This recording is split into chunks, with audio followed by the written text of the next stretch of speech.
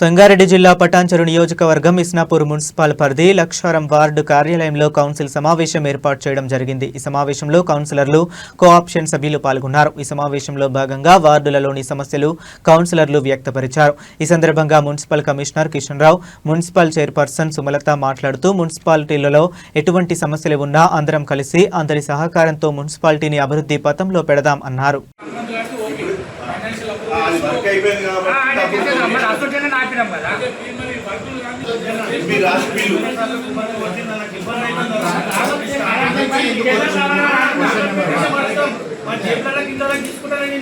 ఇప్పుడు కాదు, last 3 meeting నుంచి పెడుతుంది.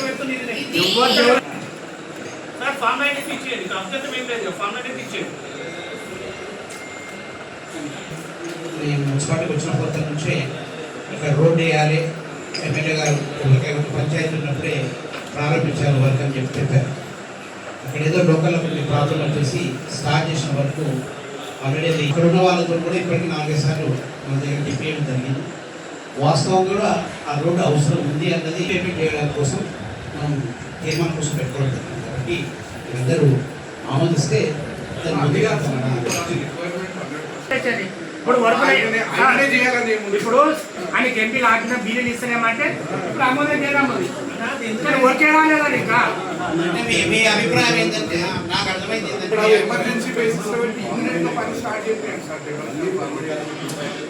దాని బడ్జెట్ ఆమోదం చేసి నీ తీర్మానాన్ని గవర్నమెంట్ ఆలోచించండి. అవునా, ఇప్పుడు 50 లక్షలు ఇచ్చారు, 2 నెలలు అయిపోతుంది. ఇంతవరకు కొంచెం టెండర్లకు రాలేరు. మా ఐదో వర్క్ నడుస్తలేదు. బండి దిగమని పిల్లలు తీసుకుంటున్నారు. ఇబ్బంది